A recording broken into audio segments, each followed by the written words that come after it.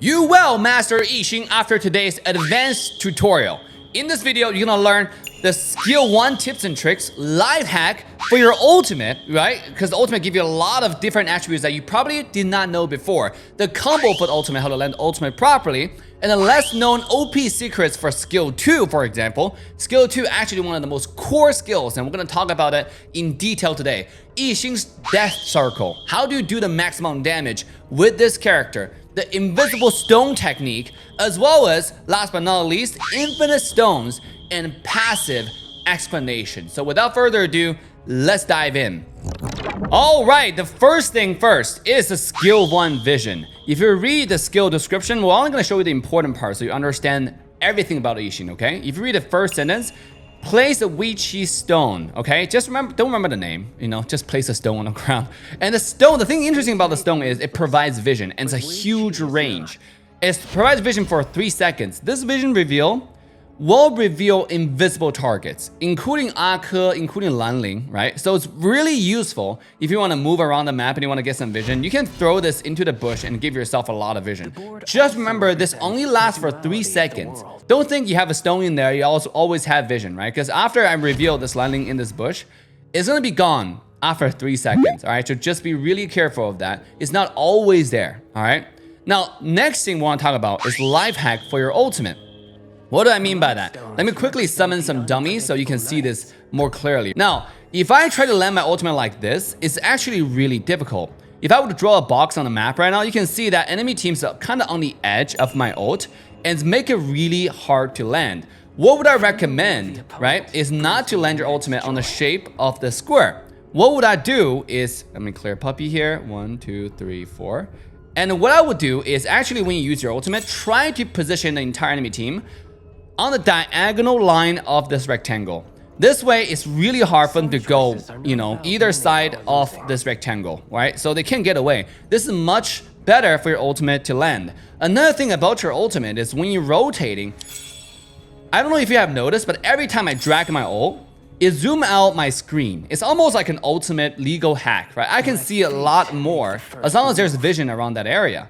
This gives you so much more like bird's eye view, so you can better understand the battlefield and see what enemy team has skill, which skill they have used, and decide what you want to do. Plan your execution of attack, right? So it's really, really important that you hold your ultimate when you're walking around or before you get to the battlefield. Just don't cast it, right? You can cancel it really easily by dragging it to the little cross. So just make sure you have this on while you're moving. Now, this actually leads to my combo for the ultimate, right? Because it's actually sometimes really hard to land your ult, as I mentioned. The shape of it is one thing. Another thing is the enemy team just move really fast. There are a lot of mobilities in Honor of Kings. Obviously, if your teammates have a secure or some like, Xiangyu that can land and engage for you, it's going to be really easy for you to land your ultimate, right? But if they don't have a lot of engage for you, what you can do in the team fight is start off with skill 2 and immediately follow up with ultimate. This way, you can do back-to-back crowd control while providing a lot of, I would say, just team fight potential for the team. So again, sometimes you can do 2-1 combo instantly, right? So this way, you do a slow and the stun, and you do the ultimate for the knockup. Now, it comes to the most important skill for Xing, which is the skill 2. I'm gonna go over this step by step so you fully understand it, okay? Skill 2 is the most OP skill for Xing. Now, starting off, it's really good for wave clear. All you have to do is pull the minion wave in the center of it. You can pull all 3 minions and help you clear wave. And by the way, if you did not read the skill in details, you don't have to because we're explaining to you. Read the very bottom line of the skill description. It says this skill deals 180% more damage to non-hero units. That's why you can use Xing to quickly steal enemy jungles, right? Especially this boar starting off the game. You can just quickly do this. Like Xing towards mid, even early game, you can clear the boar so easily with your skill 2-1 combo. So do this real quick, and obviously you can just use this to clear wave. That's also really, really good. See how fast the entire wave just disappeared. Now, the next thing I want to talk about is this big circle. Notice how I use my skill 2 right here. There's a big circular shape around the center, of the circle. This is the most core skill of Xing. This is why Xing skill 2 is so important, okay? Every time you touch the edge of the circle, you get a movement speed boost. See that? Look, it's only a 5-second cooldown. And look how long this lasts. This lasts forever. So you can always stand on the edge, get a little bit of movement speed, right? When it's about to run out, you just throw another skill 2 and you have it again. You can always have the edge for the movement speed, for escape, and also when enemy team touch it, they get a movement speed slow. So that's number one reason why it's important when you have your skill 2, play on the edge of the skill 2. This is what leads to the next important aspect of Xing, which is called Xing Death Circle. What do I mean by that? Let me quickly summon some dummies so you guys can understand. One thing about Xing's skill 1 and skill 2 as a combo is after you use skill 2, every time I use the skill 1, I actually get an enhanced auto attack. See how far the attack range is? Right now, the enhanced auto attack cooldown runs out, right? The timer runs out. But every time I use the skill 1, see my auto attack range right now is actually just on the edge. It's the same radius of the radius of the circle. That means every time you do a skill 1, if you're on the edge, just make sure you do the auto attack, okay?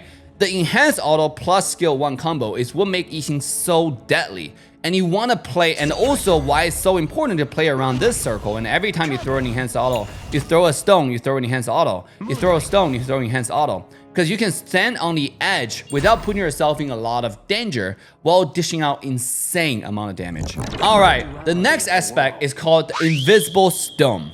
If you read the skill carefully for your skill 1, the skill 1 actually lasts for, it says the Wei Qi Stone, the second line, the Wei Qi Stone lasts for 12 seconds, all right? And if a formation is formed, which is skill 2, basically, just lets you use all kinds of language that makes it really difficult.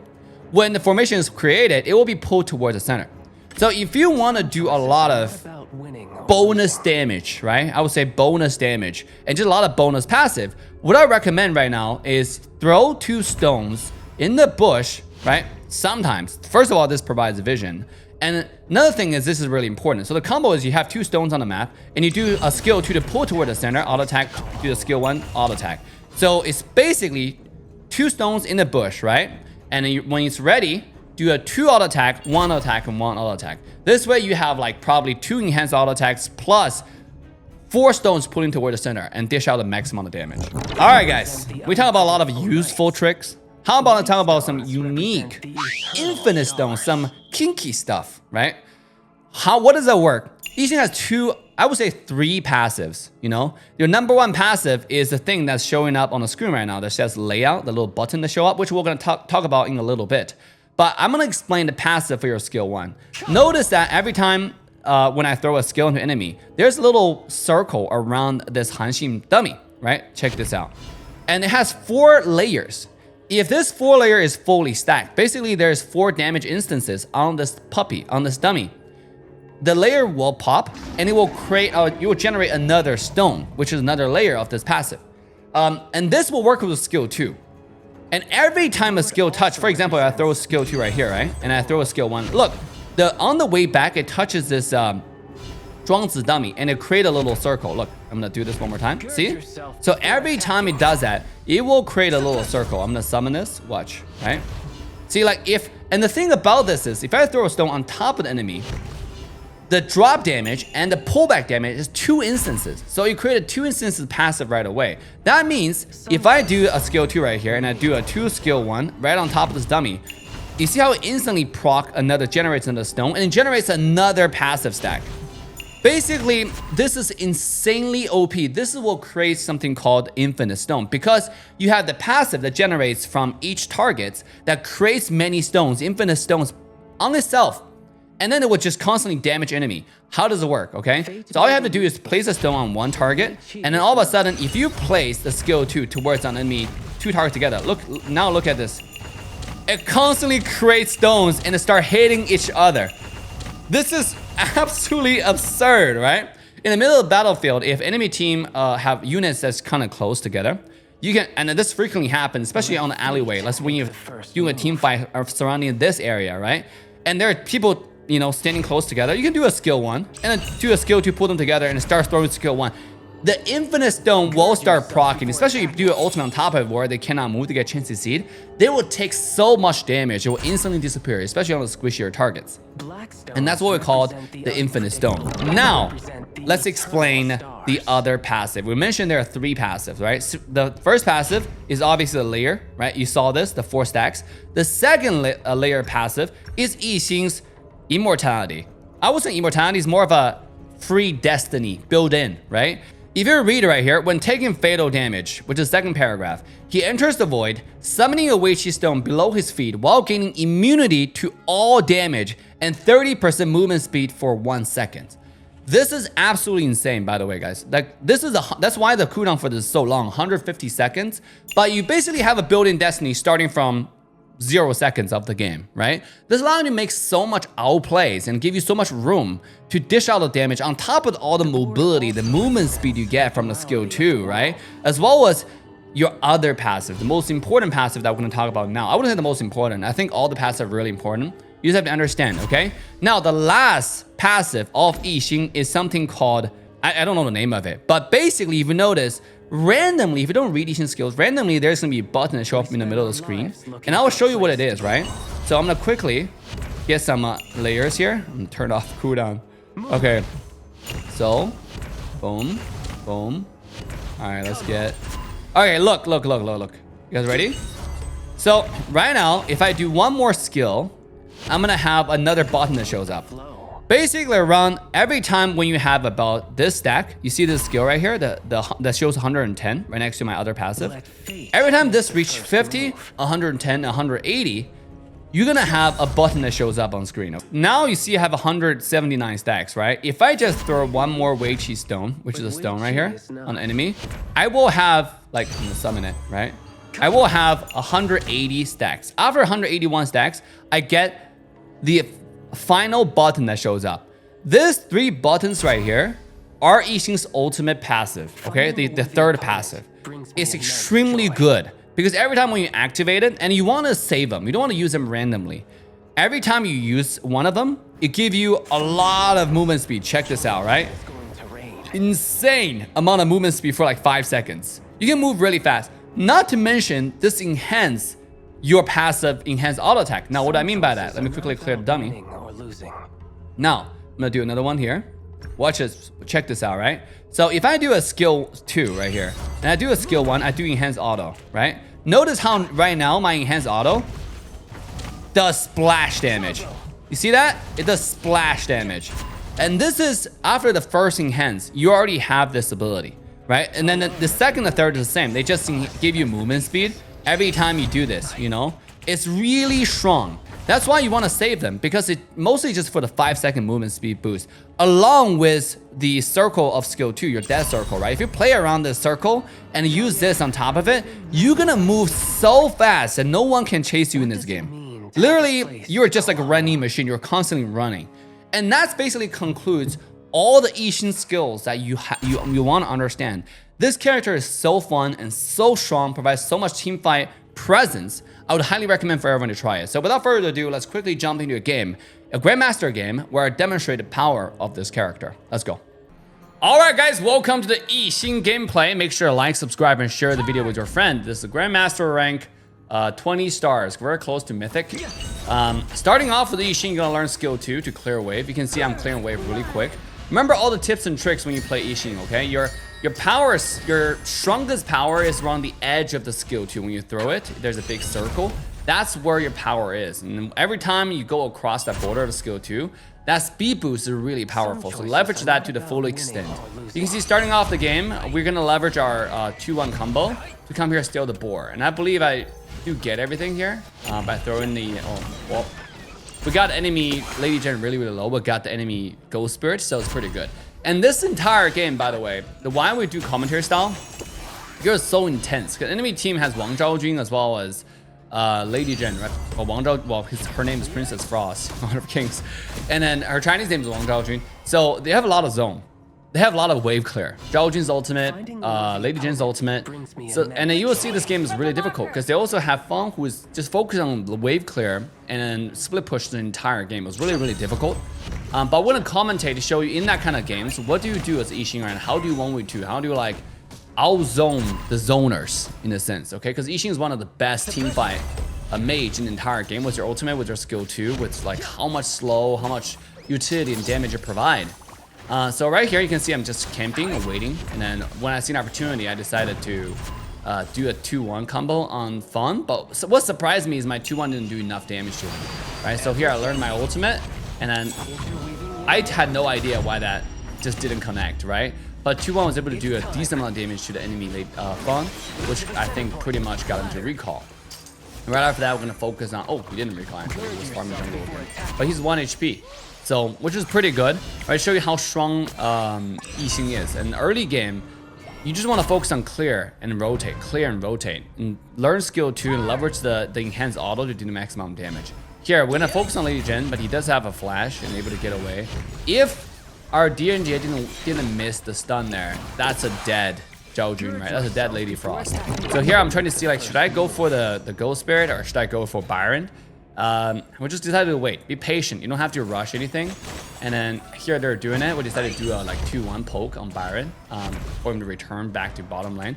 You can see that Lady Jin didn't want to do the Ghost Spirit, the Ghost Spirit in the mid lane as well, because she's scared, right? She knows how much damage I can do with a 2-1 combo, and she knows she cannot out damage me.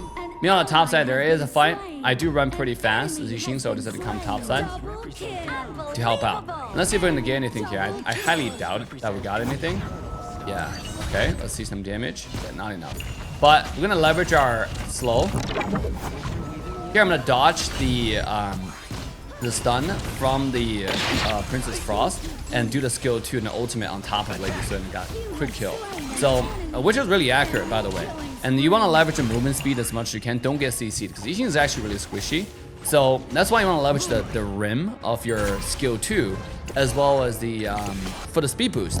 So here we see Lady Sun in that bush. We decided to use ult, lock her in, and then do a lot of damage here. I think we got, yeah, Princess Frost killed first, and eventually got the red with a 2-1 combo. So, because Lady Sun is too far away, I don't want to keep on diving, which is really good. Now we have a layout. Oh yes, 50 to like 90 or some sort. That's how you get it. But yeah, mostly as a mid laner, you want to focus on macro, which rotation, and see where you can clear waves or whatnot. Here you notice how I wait for Sakira to run in front of me, because I don't have any vision at all on where enemies are. And then do a quick skill 2 and ultimate. I got 3 people locked in there, but there wasn't enough damage, and Princess Frost is here. Byron just quickly did a skill 2 auto. Like, I'm already 1 HP. Check this out. I don't even know how. I don't even know how, like, how did that work, right? In fact, it triggered my passive as well, which is quite insane, because I have to wait 150 seconds just to get a passive. So overall, it's 1-0-2. We already lost two silent tier 1 tower. So now we're in the negative, right? We're in a full defense mode. But as Xing is, what Xing is really good at is defending tower, defending high ground. So if they push the high grounds where all the towers are really close, you can always come back. So don't feel down when you're behind on Xing, because this character come back and team fight potential is absolutely insane. And notice, like here, I'm gonna use my ultimate to get some vision. Every time when you rotate, by the way, you wanna make sure you leverage your ult as much as you can. So lock 2 people in, but Princess Frost had a freaking stack in there, so I couldn't do too much, right? But we're able to get 2 KOs on enemy jungler as well as Princess Frost, because the team finally caught up. And that's what's so powerful about Xing's ultimate. It's such a big AoE. If you lock people in, it provides such a long time for your team to react and eventually catch up, because they can't go anywhere, right? It's like Foods' ultimate, right? Once they get locked, they're locked. There's nowhere they can go, and then so your teammates can have a lot of time to react and come in. So here we're waiting in the bush with Sakir, and then I know the enemy team has a lot of people come in, so you notice that I didn't immediately jump in, you know, along with it, and I'm just running on the realm of my, you know, passive of skill 2. So notice here, Lady Jin, 1-Jun's ultimate. I backed out. I don't have to chase for the last hit, and our marksman DNG got the kill, right? Again, you just have to provide a lot of zone and let the carry do the work, right? Right here, I'm gonna use my ultimate, find opportunity, see if I can get it. I got Lady Sun zoned in, so throw a skill 1 on him. Enhance auto, another skill 1, and he's dead. You will notice that Lady Feng is gonna come back top and try to split push one more time. Watch. I think he's gonna show up in probably like 3, 2. Yeah, there you go. Lady Sun, Feng is top lane again, pushing. And I have to ping people. Like, we gotta defend, but like we gotta have some kind of defense, right? So I decided to come to the side and wait and throw my ultimate. Ready? I'm ready to defend this tower. I think we eventually defended it, but the tower is gone, right? Like, if I walk up a little bit, I could have killed the Fawn, but that was unfortunate that we didn't get to catch him. over here, what I can do is throw a skill 2 for the speed boost and touch the edge, but it's a little bit too far for me to do that. So eventually didn't get to touch him in range, but it's all right. Top tower is gone. It is what it is, right? when you're the only defender of all the lanes. I was defending bottom lane, mid lane, top lane. So we lost all the outer tier towers this game. So I'm gonna rotate with my ultimate, pull it one more time, and then again this time going for the back line, instantly pull. But I noticed Lady Swing is really low, so I decided, you know, this is probably the time. I'm still staying on the edge. The only problem is that Byron is zoning me. Like if I go across too far, Byron might be too risky. Right here, I'm gonna maintain my range. Look how much damage he's doing to me, right? Luckily, I didn't proc my passive because I really needed it. If he wastes my passive there, I'll be really sad. Hyper focus on macro, which is mini-map.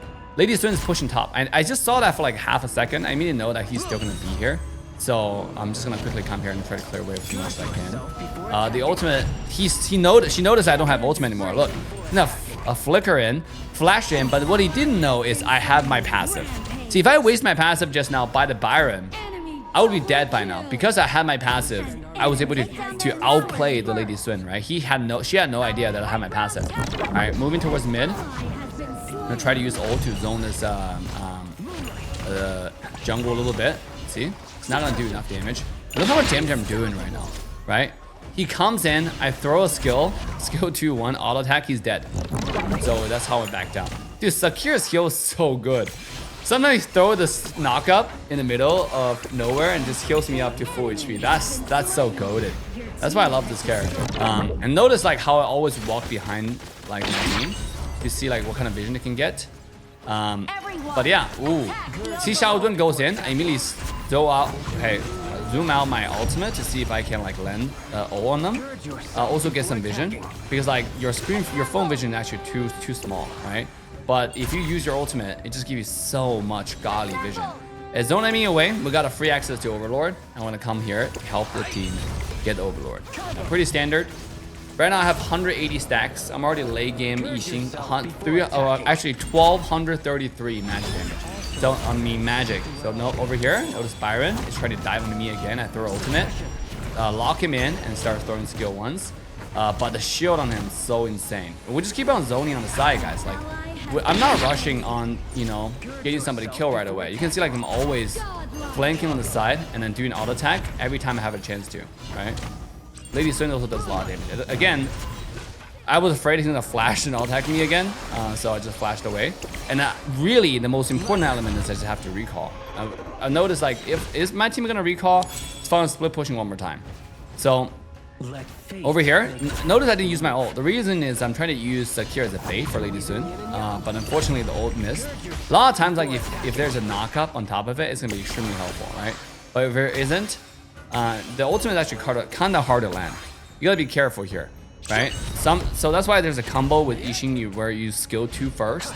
You knock them up, you immediately fall off his ultimate. Here we go. I'm gonna stay on the edge, quickly leverage the speed to get out. I see the bottom tower is 1 HP. I want to come here and do something here, but wasn't able to. The crab, I keep on calling the crab because, you know, my friends call it the crab. It's called Tempest Dragon. Notice on the bottom side why I come here to clear some wave. The reason why I do this is to provide bottom lane an advantage. So when my lane comes in, they can kill this lane a little bit faster. Okay, this is a very important team fight, right?